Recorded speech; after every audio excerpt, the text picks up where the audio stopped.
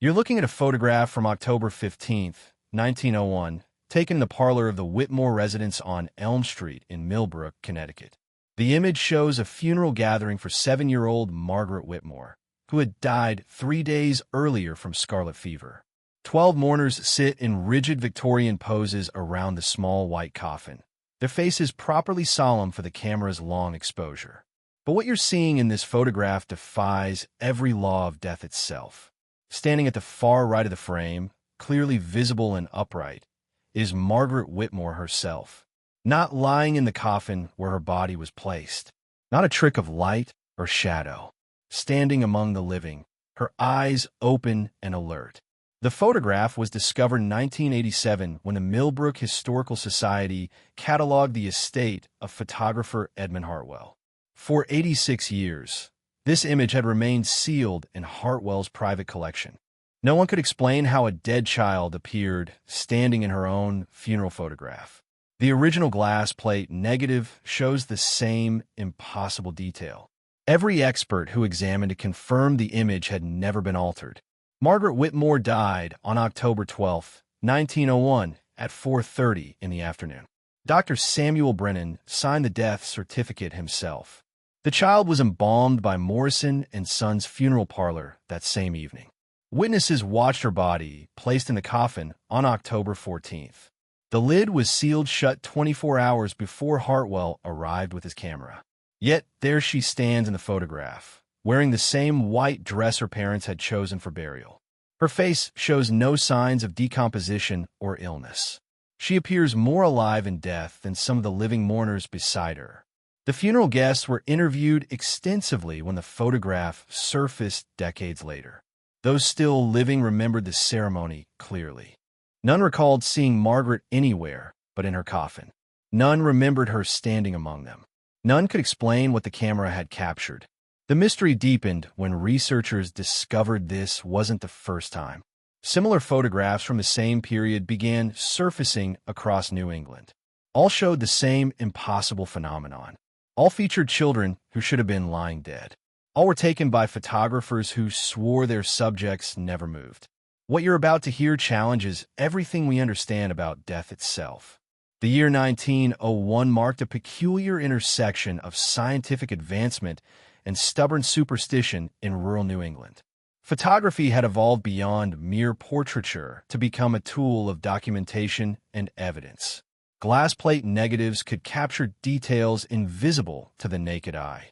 Postmortem photography was not only common but expected, particularly for children taken by disease. Families commissioned these final portraits as precious mementos of loved ones. The practice required precise timing, careful positioning, and steady hands. Most photographers specialized in making the dead appear peacefully at rest.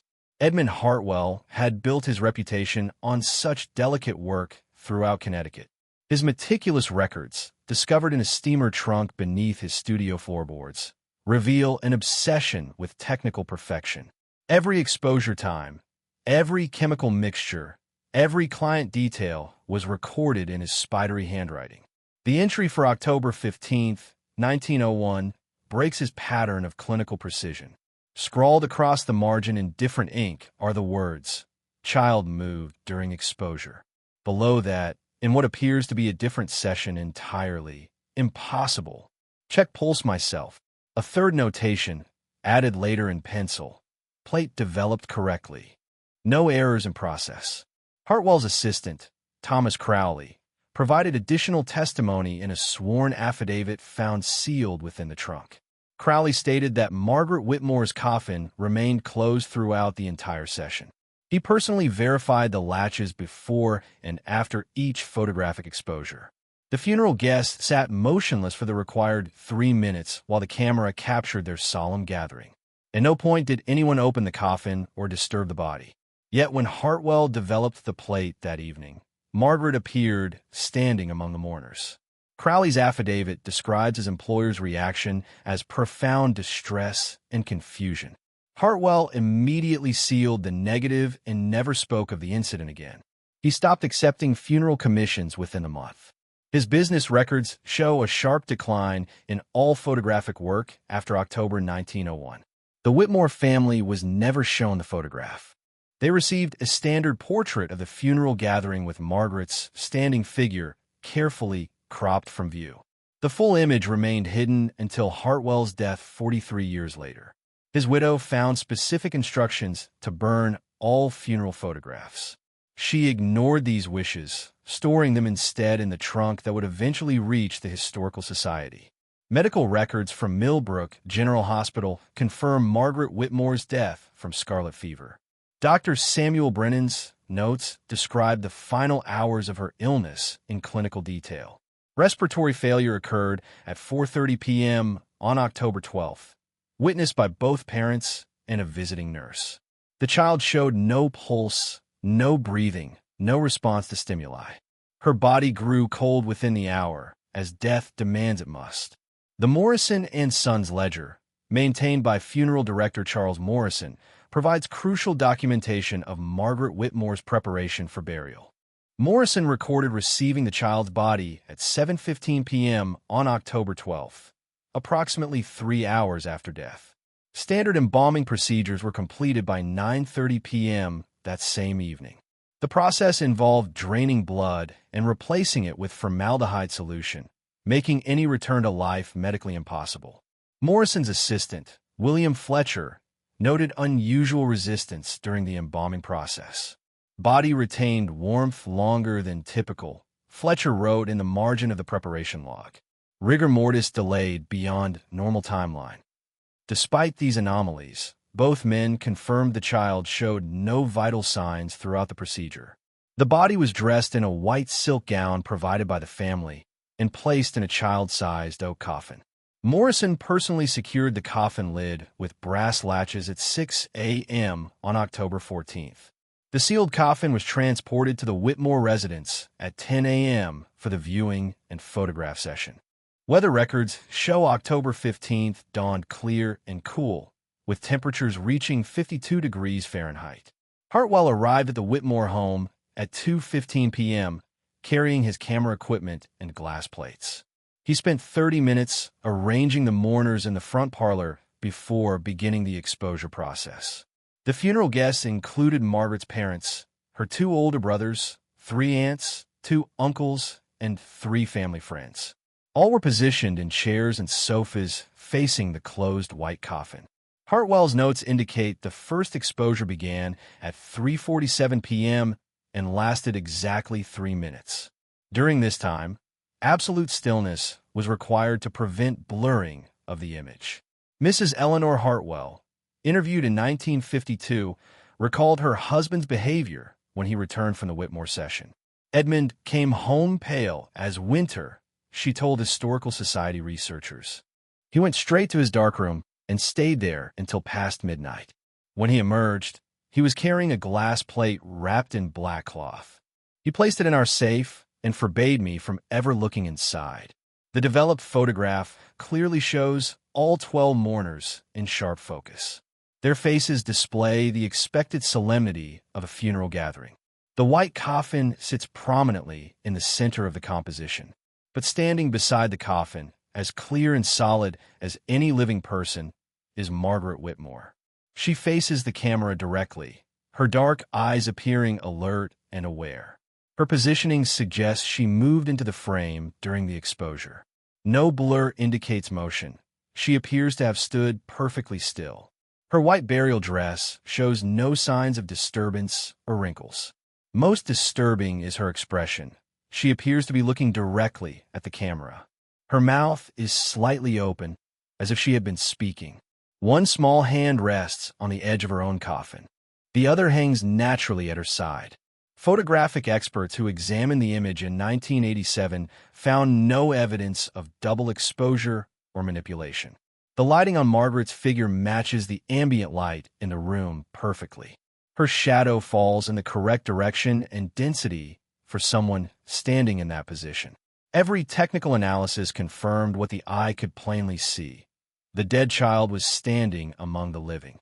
Professor Marcus Wendell of the Hartford Institute of Optical Sciences received the photograph for analysis in November 1987.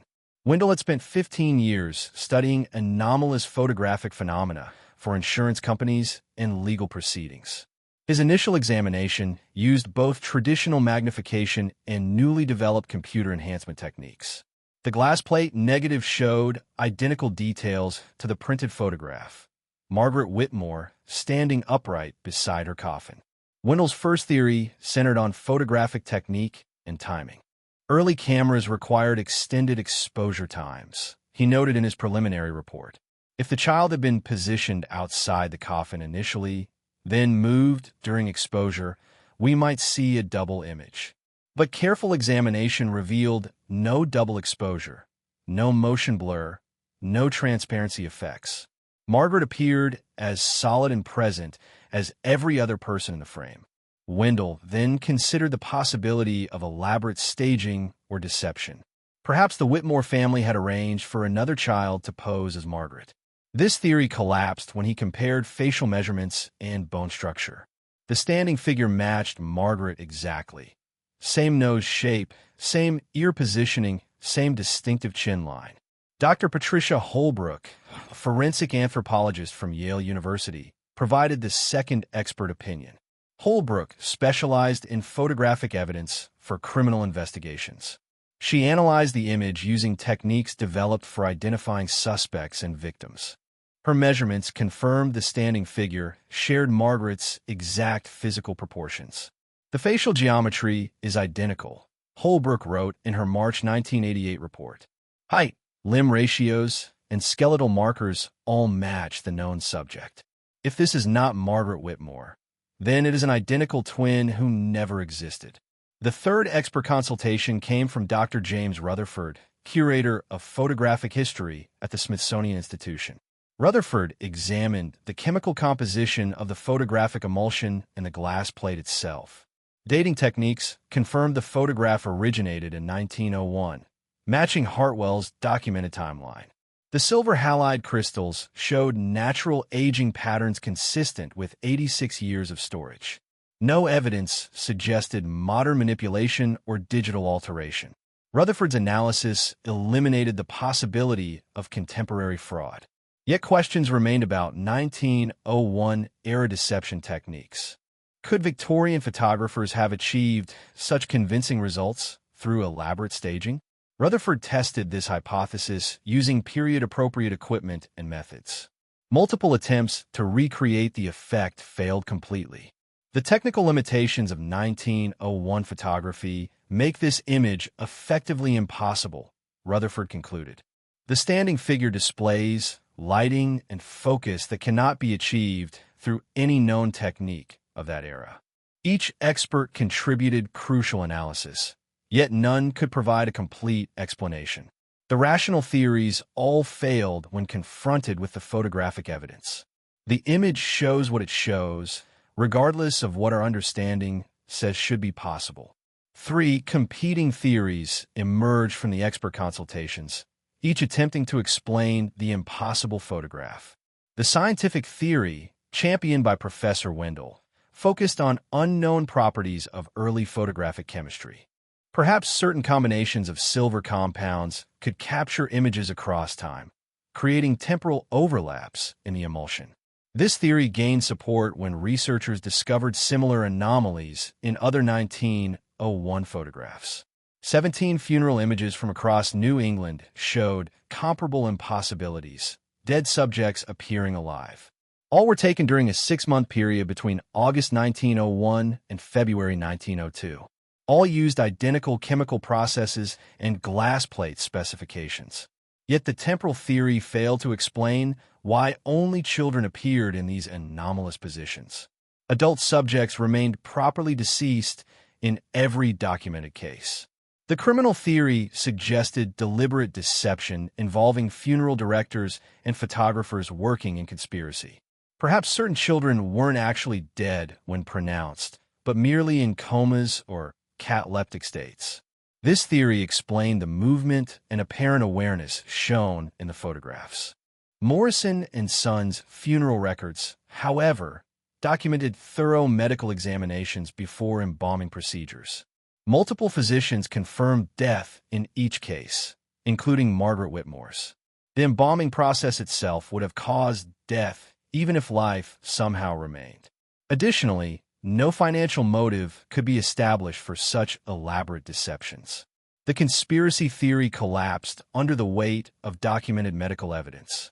The paranormal theory proposed that certain children possessed unusual connections to physical existence after death. Dr. Helena Ashford, a researcher of psychical phenomena at Boston College, examined the photographs in 1989. Ashford noted that all affected children died during the autumn months of 1901. All lived within a 50-mile radius of the Connecticut River Valley. All came from families with no prior history of unusual phenomena. The pattern suggests environmental rather than hereditary factors, Ashford wrote in her controversial report. She theorized that atmospheric conditions during that particular autumn might have enabled temporary physical manifestation after death. Solar storm activity was recorded as unusually high during September and October 1901. Electromagnetic disturbances could theoretically affect the boundary between life and death. But Ashford's theory required accepting concepts that science had never documented or verified. Each theory offered partial explanations while failing to address crucial contradictions. The scientific approach couldn't explain the selectivity of the phenomenon. The criminal theory ignored overwhelming medical documentation. The paranormal explanation relied on unproven metaphysical concepts. Margaret Whitmore's photograph remained inexplicable regardless of theoretical framework. The evidence demands an answer that our current understanding cannot provide. The most harrowing account comes from the private journal of Dr. Samuel Brennan, discovered in 1994 during renovation of Millbrook General Hospital. Brennan had attended Margaret Whitmore during her final illness and signed her death certificate. His journal entry for October 15, 1901, was written in a noticeably shaken hand. Received urgent summons from Edmund Hartwell at 4:30 this afternoon, Brennan wrote. He claimed to have photographed the deceased Whitmore child standing upright at her own funeral. I assured him such claims were impossible and agreed to examine his photographic evidence. Brennan arrived at Hartwell's studio at 5:15 p.m., accompanied by his medical bag and a colleague, Dr. Robert Hayes. Hartwell had already developed the glass plate negative and prepared several prints. The image clearly showed Margaret standing beside her coffin, as solid and present as any living person.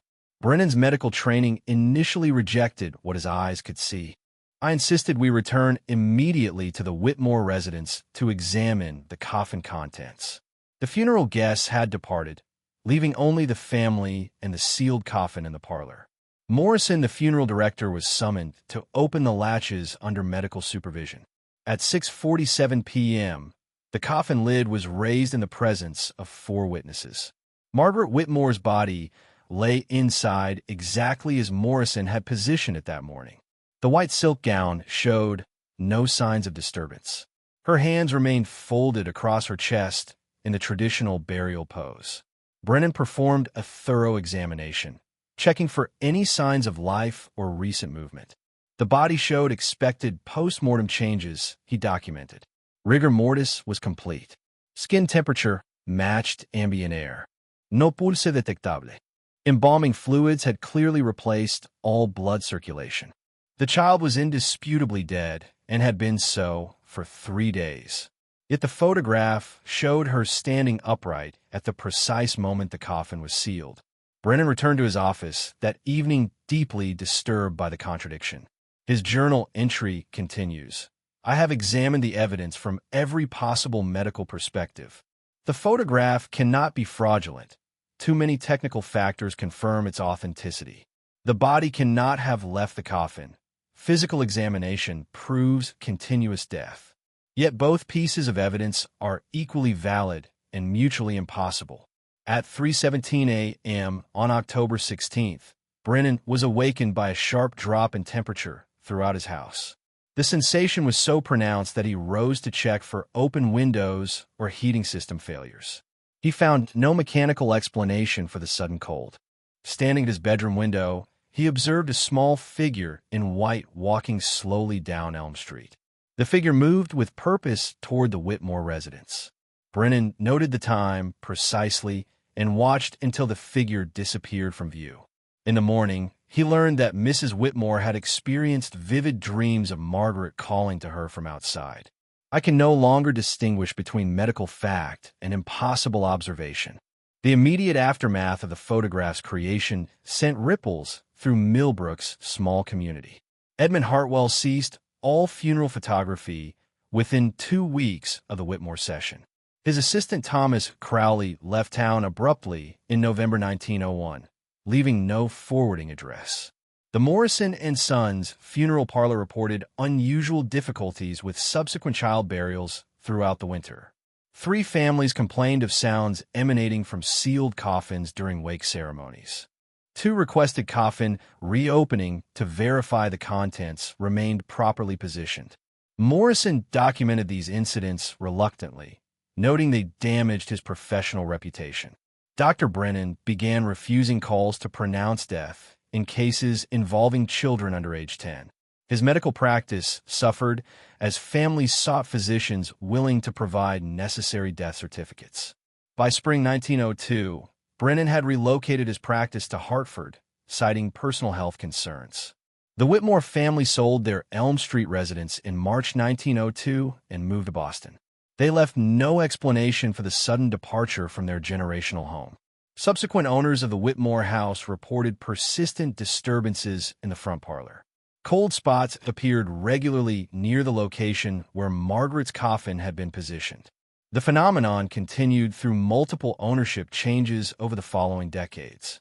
In 1923, the house was converted to apartments to address ongoing vacancy problems. Tenants in the front parlor unit rarely remained longer than 6 months. Most cited unexplained sounds and temperature fluctuations as reasons for moving. The building was demolished in 1958 to make way for a small commercial plaza. Construction workers reported finding children's items buried beneath the parlor floorboards. A white silk ribbon, small pearl buttons, and fragments of what appeared to be photographic glass. These artifacts were donated to the Millbrook Historical Society, but subsequently disappeared from their collection. No record exists of their removal or current location. The mystery gained new dimensions in 1967 when similar photographs surfaced in Vermont and Massachusetts. Estate sales and historical society acquisitions revealed 17 additional funeral images showing impossible details. All featured children who appear to have left their coffins during photographic sessions. All were taken between August 1901 and February 1902. All remained sealed in photographers' private collections until decades after the original sessions. A pattern emerged suggesting the phenomenon was neither isolated nor randomly distributed. The affected area formed a rough circle centered on the Connecticut River Valley. No similar photographs have been discovered from before or after this specific 6-month period. Research teams attempted to correlate the occurrences with weather patterns, solar activity, and geological surveys. Data from 1901 showed unusual electromagnetic readings throughout the affected region during autumn months. The Hartford Observatory recorded aurora activity visible as far south as Connecticut in October 1901. Such displays typically occur only during periods of intense solar storm activity. Whether these atmospheric conditions contributed to the photographic anomalies remains purely speculative. The pattern suggests a phenomenon that appeared suddenly, affected a specific region, then vanished completely. The case file was officially reopened in 1987 when the Millbrook Historical Society cataloged Edmund Hartwell's estate. Margaret Whitmore's photograph was displayed publicly for the first time at the Society's October exhibition. Visitors consistently reported feeling unsettled by the image, though few could articulate specific reasons. Several children refused to approach the display case, claiming the girl in the photograph was watching them. Adults described experiencing sudden temperature drops while viewing the image. The exhibition was shortened from 6 months to 3 weeks due to these consistent visitor reactions.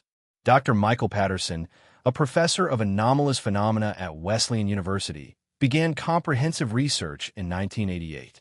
Patterson assembled a team of historians, photographers, medical experts, and paranormal investigators.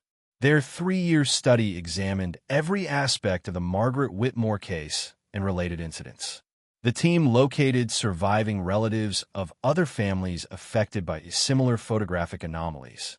Emily Morrison, granddaughter of funeral director Charles Morrison, provided access to sealed family records. These documents revealed that Morrison had experienced similar impossible photographs on 4 separate occasions. Each incident involved children between ages 5 and 9 who died during the autumn of 1901. Morrison's private notes described his growing fear of conducting child funerals during this period. "The children do not rest as they should," he wrote in November 1901. "They appear in photographs where they cannot be. They disturb the living with their presence." Morrison's great-nephew discovered a locked trunk in the funeral parlor's basement in 1989. Inside were 4 additional photographs showing the same impossible phenomenon as Margaret's image. Each showed a deceased child standing among funeral mourners while their body remained sealed in its coffin. The photographs were taken by different photographers across 3 states.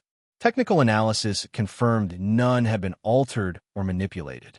Patterson's team also uncovered medical records suggesting unusual patterns in child mortality during autumn 1901. Death rates from scarlet fever, diphtheria, and pneumonia exceeded normal statistical ranges. More significantly, several children who died during this period were reported as difficult to embalm.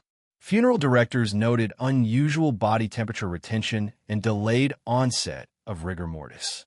Dr. Agnes Caldwell, a pediatric physician practicing in Hartford during 1901, left detailed notes about these anomalies. "The children who passed in October showed resistance to normal death processes," she documented, "as if some essential part refused to depart with their final breath." Caldwell theorized that epidemic diseases might have caused neurological changes affecting the dying process. Her theory gained support from autopsy records showing unusual brain tissue preservation in affected children. The phenomenon appeared to end as abruptly as it began. No photographs showing impossible post-mortem appearances have been documented after February 1902. Child mortality rates returned to normal statistical patterns by spring 1902. Funeral directors reported no further difficulties with embalming procedures or post-mortem disturbances. The autumn of 1901 represents a unique convergence of factors that science has never satisfactorily explained. The most compelling evidence emerged in 1995 when restoration work began on St. Catherine's Church in nearby Riverside. Workers discovered a sealed compartment beneath the altar containing parish record from 1901 to 1902. Father Thomas McKenna's handwritten notes described a series of disturbing events during the autumn months of 1901. "The children buried in our cemetery do not remain at rest," McKenna wrote in October 1901. Parishioners report seeing small figures moving among the headstones during evening hours. Mrs. Catherine Walsh observed her deceased daughter Mary standing beside her grave at sunset. The child appeared solid and real, wearing the same dress in which she was buried. McKenna's records show he conducted blessing ceremonies over 17 child graves during November 1901. Each blessing was performed at the request of families who reported post-burial sightings. The priest noted unusual resistance during these ceremonies, as if unseen forces opposed the sacred words. Temperature drops of 20 degrees were recorded during multiple blessing attempts. Candles extinguished without wind, and holy water froze despite mild weather conditions. McKenna's final entry on the subject, dated December 15, 1901, reads, "The disturbances have ceased as mysteriously as they began. No further sightings reported since the first snow. Whatever held these children to our world has finally released them." The church records also contained correspondence between McKenna and Bishop Francis O'Brien in Hartford. O'Brien's response, dated November 20, 1901, acknowledged similar reports from parishes throughout the Connecticut River Valley. 7 churches have reported identical phenomena involving recently deceased children, the bishop wrote. The church recognizes these events as beyond normal understanding. Continue your blessing work and document all incidents for future study. The bishop's letter included a list of affected parishes, creating a geographical map of the phenomenon. The pattern formed a perfect circle 53 miles in diameter, centered on Millbrook. No parishes outside this circle reported any unusual post-mortem activity during the same period. Within the circle, every church with a cemetery experienced similar disturbances. Dr. Patterson's research team plotted the parish locations against geological survey maps from 1901. The affected area corresponded precisely to a region of unusual magnetic readings recorded that autumn.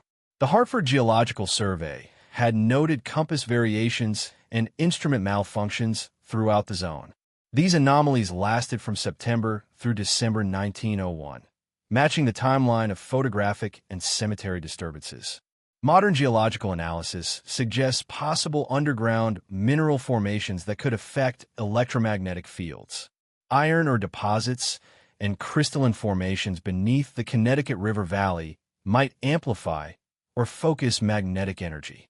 Combined with the documented solar storm activity of autumn 1901, these factors could have created unique environmental conditions. Whether such conditions could enable post-mortem physical manifestation remains scientifically unproven. The correlation between electromagnetic anomalies and impossible photographs suggests natural rather than supernatural causes. Yet no scientific model adequately explains how magnetic fields could animate deceased tissue. The mystery deepened when Patterson's team discovered that all affected children shared common characteristics beyond age and death timing. Medical records showed each child experienced prolonged fever phases before death. Brain temperatures reached levels that should have caused immediate mortality days before actual death occurred. Dr. Sarah Chun, a neurologist consulting on the project, proposed that extreme fever might have altered brain chemistry in unprecedented ways. Temperatures above 108 degrees Fahrenheit typically cause irreversible neural damage, Chun explained. Yet these children maintained consciousness and communication until their final moments. Something in their neurological systems adapted to conditions that should have been immediately fatal. This adaptation might have created residual electrical activity that persisted beyond clinical death. The case took an unexpected turn in 1998 when Margaret Whitmore's photograph was selected for digital archival preservation. High-resolution scanning revealed details invisible to previous examination methods. Computer enhancement showed that Margaret's eyes were not looking at the camera as originally believed. Her gaze was directed towards something beyond the camera's position, something in the room that no one else appeared to see. Digital analysis also revealed that her mouth was indeed open, as if speaking or calling out. Lip-reading experts examined the enhanced images but could not determine specific words from the static photograph. More disturbing was the discovery of a faint reflection in the parlor's mirror, barely visible in the background. The reflection showed a figure that matched Margaret's height and dress, but appeared translucent and incomplete. This secondary image suggested the standing Margaret might have been casting a reflection while her physical body remained in the coffin. The implications challenged every theory previously proposed to explain the phenomenon. How could a person cast two reflections, one solid and present, another ghostly and partial? Dr. Patricia Holbrook returned to examine the new digital evidence in 1999. Her analysis confirmed that the reflection belonged to the same individual shown standing beside the coffin. We're looking at visual evidence of bilateral existence, Holbrook concluded. The same person appearing simultaneously in two different states of physical presence. The reflection discovery prompted re-examination of all 17 similar photographs using digital enhancement techniques. 13 showed comparable mirror or glass surface reflections, revealing secondary images of the deceased children. Each reflection appeared fainter and less substantial than the primary standing figure. The pattern suggested that whatever enabled these children to appear upright was creating incomplete physical manifestation. Part of their presence registered solidly enough to be photographed clearly. Another part remained ethereal, visible only as fragmentary reflections. This divided existence explained why the children appeared so lifelike, yet left their physical bodies undisturbed in their coffins. The discovery revolutionized understanding of the 1901 autumn phenomenon. Rather than physical resurrection or photographic trickery, the evidence pointed toward a form of consciousness projection. The children's minds or souls were manifesting temporary physical forms while their bodies remained properly deceased. This manifestation was substantial enough to be photographed, but incomplete enough to leave partial reflections. The theory aligned with reports of cemetery sightings and church disturbances. Grieving families were witnessing genuine appearances of their children, but not physical resurrections. The electromagnetic conditions of autumn 1901 might have enabled consciousness to maintain temporary physical coherence after death. As these conditions faded with winter's arrival, the manifestations became impossible to sustain. Dr. Chin's neurological research supported this consciousness projection theory. Extreme fever might have altered brain chemistry in ways that strengthened the connection between mind and physical matter. When death occurred, this enhanced connection could have persisted temporarily under specific environmental conditions. The children's consciousness continued to project physical presence even as their bodies succumbed to illness. We may be witnessing evidence that consciousness exists independently of physical brain function, Chin proposed. Under extraordinary circumstances, the mind can maintain material manifestation beyond bodily death. The theory remained controversial and unproven by conventional scientific standards. Yet it provided the first coherent explanation for all documented aspects of the phenomenon. Margaret Whitmore and the other affected children had achieved something unprecedented in recorded history. They had found a way to exist simultaneously in life and death. The most recent development occurred in 2019 when the Connecticut State Archaeological Survey digitized historical cemetery records. Ground-penetrating radar surveys of St. Catherine's Cemetery revealed anomalous readings beneath 17 specific grave sites. Each anomaly corresponded to a child who died during the autumn of 1901 and appeared in impossible photographs. The radar showed standard coffin shapes and sizes at proper burial depths, but additional mass readings suggested secondary objects or formations surrounding each coffin. Dr. Jennifer Walsh, the lead archaeologist, described the patterns as unprecedented in cemetery surveying. The readings indicate structured formations that don't match any known burial practices, Walsh reported. It's as if something additional was placed around each coffin after the original burial. Permission for exploratory excavation was granted in October 2019, exactly 118 years after Margaret Whitmore's funeral. The first exhumation focused on Mary Walsh's grave, the same child Father McKenna had mentioned in his parish records. Walsh had died of diphtheria on October 8, 1901, and appeared in a funeral photograph taken 3 days later. Excavation revealed her coffin intact and properly positioned at the standard depth of 6 feet. But surrounding the coffin was an elaborate framework constructed from mirror fragments and crystalline formations. The mirrors were arranged to create a complex pattern of reflection and refraction around the burial site. Each mirror fragment bore traces of silver compound matching the photographic emulsion used in 1901 cameras. The crystalline formations appeared to be naturally occurring quartz that had been carefully positioned to amplify electromagnetic properties. Carbon dating confirmed both materials were placed sometime between 1901 and 1902. No records existed of anyone having access to the graves during this period. Cemetery logs showed no authorized digging or maintenance work in the affected section.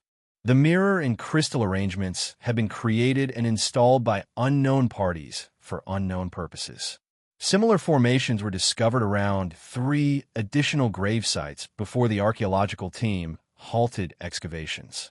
Each showed identical construction methods and materials dating to the winter following the children's deaths. The patterns suggested deliberate attempts to create electromagnetic focusing points beneath each grave.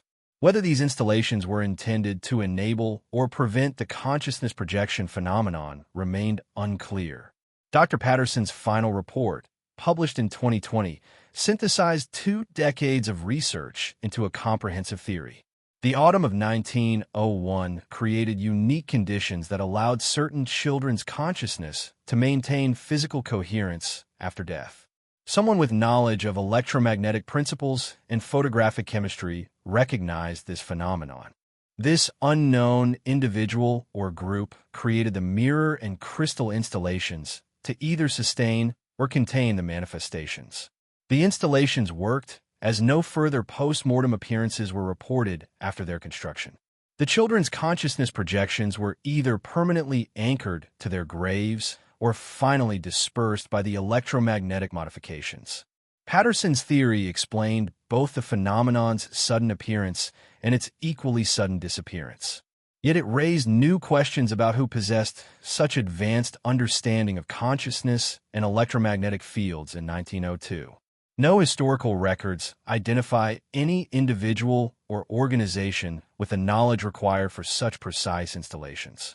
The mirror and crystal work represents technology and understanding that seemingly exceeded the scientific capabilities of its time.